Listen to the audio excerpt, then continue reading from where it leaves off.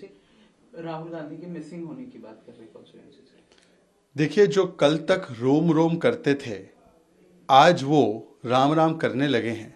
जो कल तक राम जी के अस्तित्व को नकारते थे, जो राम मंदिर के खिलाफ साजिशें रचते थे लटकाने अटकाने भटकाने की, जो राम सेतु को तोड़ने की साजिश रचते थे, जो राम मंदिर भूमि पूजन पर काले कपड़े पहनकर विरोध में उतर आते हैं हर 5 अगस्त को, आज वो जय श्री राम जय सिया राम की बात कर रहे हैं। तो ये तो अच्छी बात है, परंतु कांग्रेस की मानसिकता हमेशा डिवाइड एंड रूल बांटने की रही है, और इसी बांटने वाली मानसिकता के चलते आज राहुल गांधी जय श्री राम और जय सिया राम बोलने वालों में भी बंटवारा करना चाहते हैं। हो सकता है कि केवल चुनावों के समय जो लोग हिंदू बनकर आते हैं, परंतु जो आम तौर पर गीता जी में जिहाद देखते हैं, जो आम तौर पर हिंदुत्व को आईसिस और बोको हराम से जोड़ते हैं, जो सैफरन टेरर कहते हैं, जो इस्लामिक आतंकवाद का संरक्षण करने के लिए समझौता 26/11 पुलवामा इसका दोष हिंदुओं पर डालने का कुत्सित प्रयास करते हैं, शायद उनको ये नहीं पता होगा कि जय श्री राम में जो श्री होता है वो लक्ष्मी माँ के लिए होता है और सीता जी लक्ष्मी माँ का ही अवतार है। तो जय श्री राम जय सिया राम में तो कोई अंतर नहीं है, परंतु हाँ, जो लोग केवल और केवल एक वोट बैंक को साधने के लिए हिंदू आस्था पर लगातार चोट करते हैं और फिर अपने आप को मंदिर जाकर बड़े हिंदू बताने की कोशिश करते हैं, हो सकता है उनका ज्ञान अल्प ज्ञान हो। तो वायनाड से भी लगातार जो है अपनी कॉन्स्टिट्यूएंसी से गायब है, जिसके बाद कॉन्स्टिट्यूएंसी में भी इस चीज को लेके इशू। देखिए, तथाकथित भारत जोड़ो यात्रा के नाम पर राहुल गांधी लगातार जिम्मेदारी छोड़ो कर रहे हैं। पहले वो पार्लियामेंट सेशन से गायब रहने वाले हैं, अब पार्लियामेंट की सीट से भी गायब होने वाले हैं और गायब हो रहे हैं, ऐसा वहाँ की जनता, वायनाड की जनता बता रही है। क्योंकि राहुल गांधी हर बार जिम्मेदारी छोड़ो करते हैं और इसीलिए लोगों ने भी कांग्रेस छोड़ो का अभियान शुरू कर दिया है।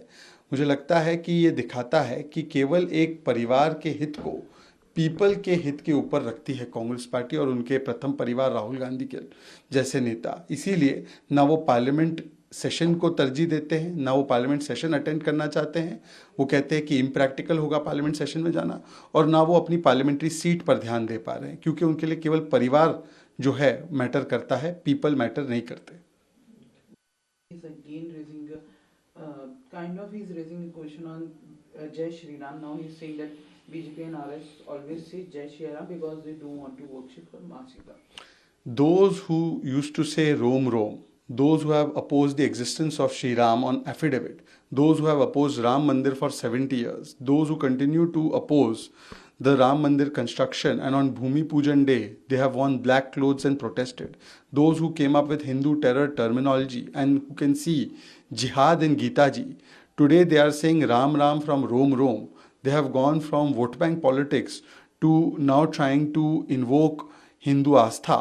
This itself shows that a huge transformation and a huge political conversion has taken place. But having said that, the Congress party has a mindset of divide and rule. And therefore, now they're trying to divide even those who are saying Jai Shri Ram and Jai Siya Ram. There's no difference between the two. Shri stands for Lakshmi ji, and Sita ji is an avatar of Lakshmi ji. So there's no difference between Jai Shri Ram and Jai Siya Ram. But Rahul Gandhi must tell us that if he is truly a devout Hindu, has he taken action against those who equated Hindutva with ISIS and Boko Haram? Has he taken action against those who came up with Hindu terror and saffron terror? Or those who said कि गीता जी में जिहाद का पाठ दिखाई देता है?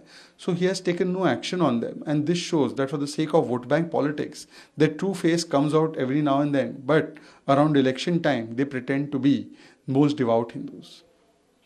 If we also talk about his constituency, now the people from the constituency is also asking the praise Rahul.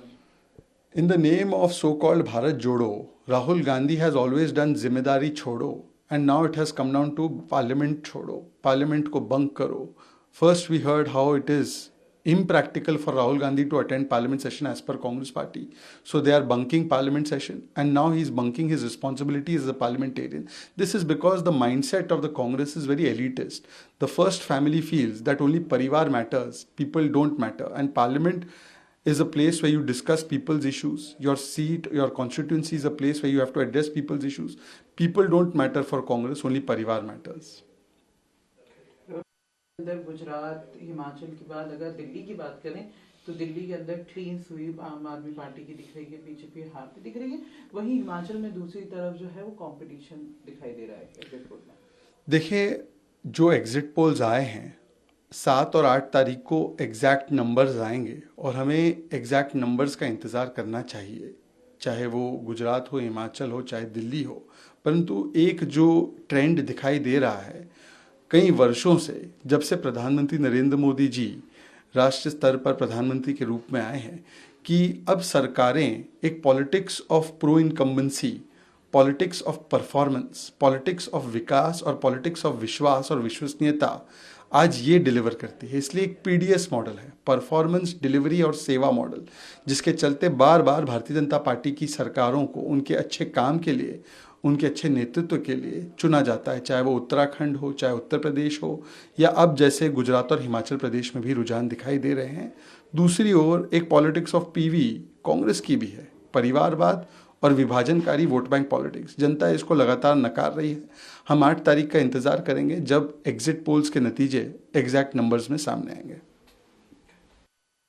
कि जो उन्होंने इलीगल शराब या उसकी जो सेल थी उसको, आज सुप्रीम कोर्ट ने फिर से एक बार आम आदमी पार्टी की पंजाब की सरकार को फटकार लगाते हुए, जो वहाँ पर लगातार नशा का कारोबार, इलीगल अल्कोहल, इलीगल ड्रग का कारोबार जो बढ़ता जा रहा है, उस पर फटकार लगाई है। और आज सामने निकल कर आ चुका है कि किस प्रकार से आम आदमी पार्टी जो वादा करती थी, गारंटी देती थी कि पंजाब और दिल्ली दोनों को नशा मुक्त बनाएगी, आज नशा युक्त बन चुका है पंजाब।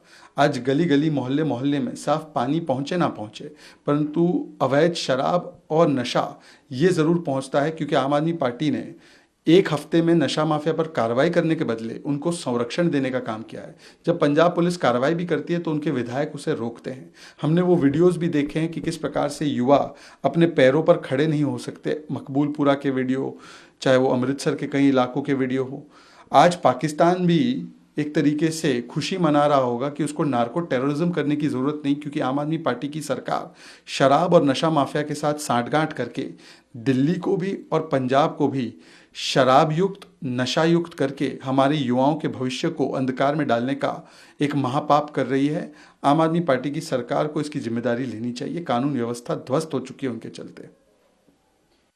उन्होंने दिल्ली में फिर दोबारा BS3 पेट्रोल, BS4 डीजल की गाड़ियां बंद करने की बात की है, जिस हिसाब से पॉल्यूशन दिल्ली के अंदर दिन ब दिन बढ़ रहा है। आज दिल्ली एक बार फिर से गैस चेंबर में तब्दील हो चुकी है। AQI लगातार बढ़ता जा रहा है और दिल्ली के CM, मैं कहूँगा कैंपेन मिनिस्टर, अब क्योंकि सारे चुनाव खत्म हो चुके हैं तो उन्हें कैंपेनिंग बंद करके चीफ मिनिस्टर बनने की भूमिका में आना चाहिए, क्योंकि दिल्ली में जो लगातार प्रदूषण का स्तर बढ़ रहा है वो यहाँ के मुख्य कारण जिसके हैं industrial pollution, construction dust, road dust, vehicular pollution, इसके ऊपर कोई कार्रवाई 8 वर्षों में नहीं की गई है। कभी अरविंद केजरीवाल